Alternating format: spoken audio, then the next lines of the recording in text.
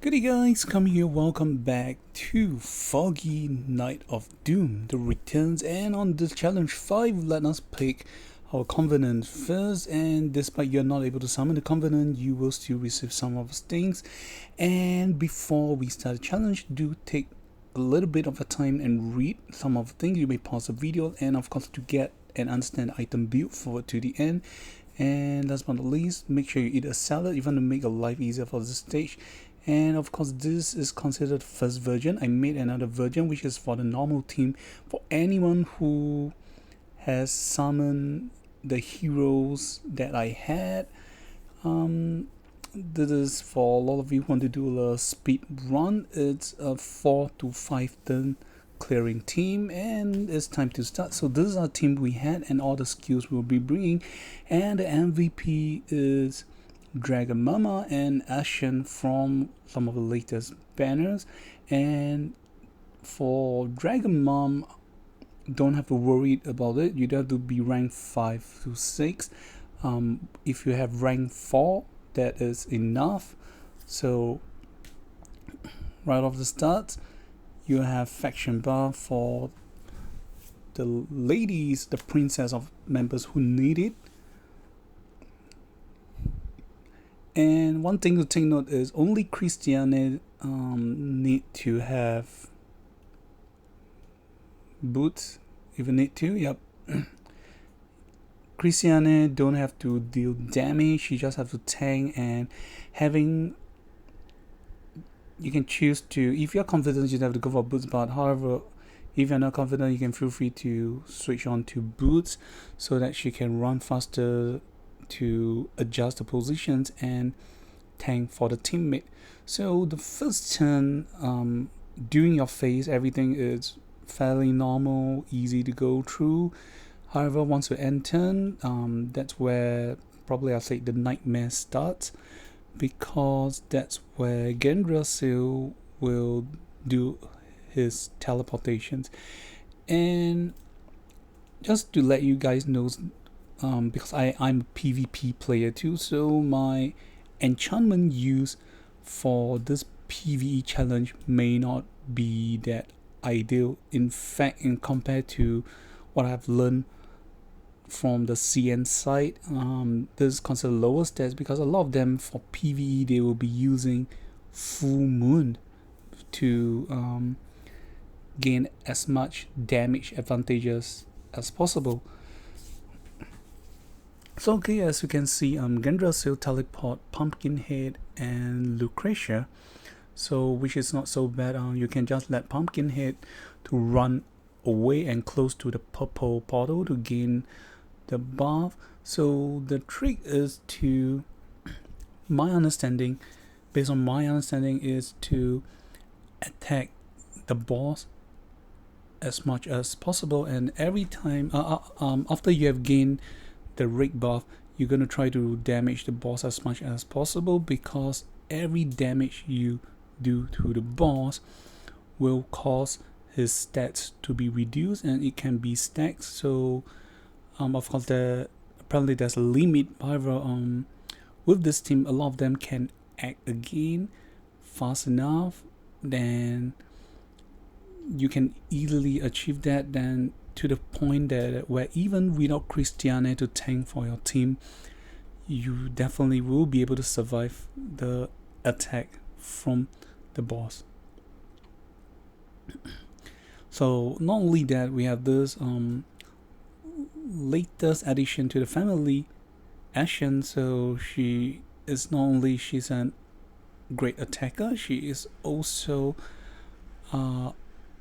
a character with an ability to act again on allies, so we can speed up the game. And I guess the main point is you don't have to get Pumpkinhead to gain up to 5 stacks of raid charges. All you need to do is maximum 4 stacks of raid charges, as explained on the previous video. So the first charge is you gain speed up, second charge is damage increment to the enemies, and perhaps stats decrement for the boss, correct me if I'm wrong.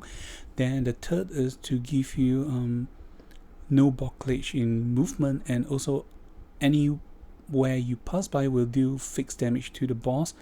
Then even the fixed damage done to the boss will cause the stats reduction, so everything counts. Then last but not least, the fourth stacks is to give your characters every 3 attack you done, you will be able to attack again. So this become a great additional to characters like Dragon Mama, Isodad, and also Nani Nani Sherry, because they have some self-inbuilt mechanism. So for Dragon Mom, once her talent reach 3 stacks, each time she do damage, she will be to act again. So whereas for Nani Nani SP, as long as there's no more than 1 enemy 2 blocks around you, you'll be able to attack again. Of course, there is a CD of 1 turn, 1 to 2 turns upon triggered. So nonetheless, having the stacks with the pumpkin head is gonna give you these advantages, so don't have to worry about it. And as you can see, the main idea is to trap the boss in middle, so you're gonna be surrounding it up, down, left, right. By doing this and having Langrisser moving out of, if you can see the up, down, left, right positions, is the 3x6. Langrisser has the Dragon Breath AoE of its version, whereas it's still 3x6 blocks. So if your characters surrounding him are 1 within all the range are 1 on each directions, Langrisser will not be spamming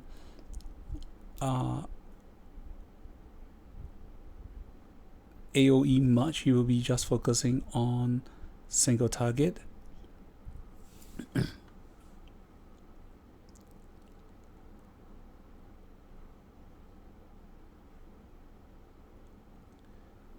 And every now and then you'll be using the 3C of Langrisser's to reduce the stats of Langrisser too. So okay, after killing of Langrisser's life or 1 life, you gotta make sure that you don't want to kill him off that quickly, because each time you kill off the boss, he will revive, so up to 3 times, and each time he revives, he will summon new allies. So you got to control your firepower against Langrisser.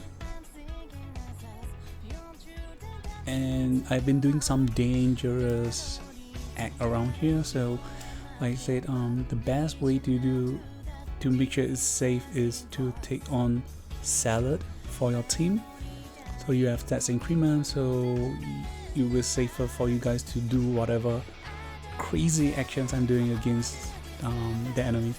So we will be trying to ignore all the enemies, and we'll be trying to focus on the boss because of all the again abilities we have. And if you guys notice the positions we are standing on, apparently we're trying to jam, we're standing on the staircase and getting other allies to surround the boss at the same time. This is to prevent the enemies from below the staircase from moving up. We're jamming there so we don't have too much enemies to handle at a time, so we can focus all we need to on the boss itself. As I said, this is a code rush battle, so the idea is, well, you know, it's just that. So right now that's it, and hope you guys enjoy the video. And don't worry if you can't follow it, I made another one which is more of a normal play. However, I gotta warn you guys, the normal play, it's more unstable as there is more RNG factor. And I guess that's it. Thank you guys for watching and enjoy. Good luck.